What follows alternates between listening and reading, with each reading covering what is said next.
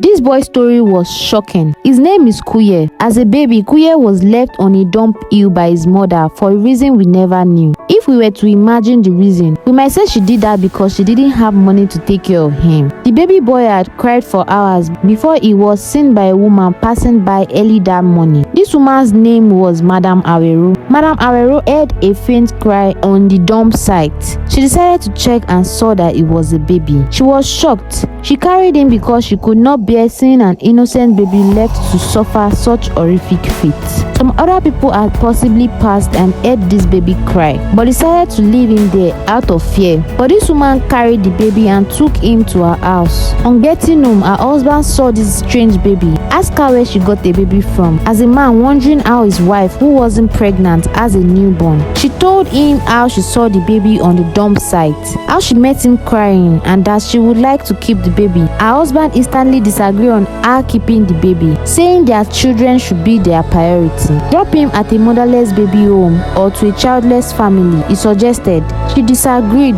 She just didn't want to let the boy go. She pleaded with her husband and tried convincing him to let them keep Kuye, else he might die or suffer worse fate in wrong hands. Their argument went on and on as she pleaded for days. Listening to how Madam Awero plead every day on this baby's behalf, he had to reconsider, knowing that money wasn't their problem. He decided to let the baby stay, and she was the one who gave the baby the name Kuye. She was a wealthy woman as she was part of the king's court.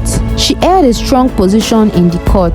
She also has a successful AfroBee business. In short, money wasn't the family's problem. Kuye grew up and became very strong and brilliant. He was hardworking. Madam Awero trusted Kuye and didn't treat him differently. He went to the same school as her children, ate the same food, and lived normally as another member of her family. Even though she had told him his birth story, how she is not his biological mother, sometimes her real children jealous Kuye, but she never tolerated it because she wasn't treating them less. Kuye was exceptionally hardworking. Time passed and Madam Awero's husband had died. All responsibility shifted to her. Kuye was almost her favorite child because he was always ready to run all the errands for her. As Kuye grew, she passed the AfroBee business to him to manage, and he did really great with it. The business significantly expanded when Kuye started handling it, as if he was born for that.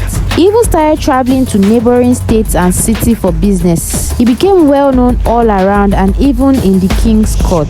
She decided to introduce him properly to the king's court. Soon he became a member. Madam Awero was also getting old. She had to retire as all her children, including Kuye, was now successful. Kuye went on with his ambition and even got a reputable post in the king's court. They all loved and trusted him as a son of a former noble member of the court, and also for his loyalty and willingness to work, as he has always been known for. Years after Madam Awero had died, Kuye rose to the top at the king's court. He became an AfroBee. He had also built many businesses and investments, both locally and internationally. As an AfroBee, no king could reign without Kuye being involved. He became powerful and well respected.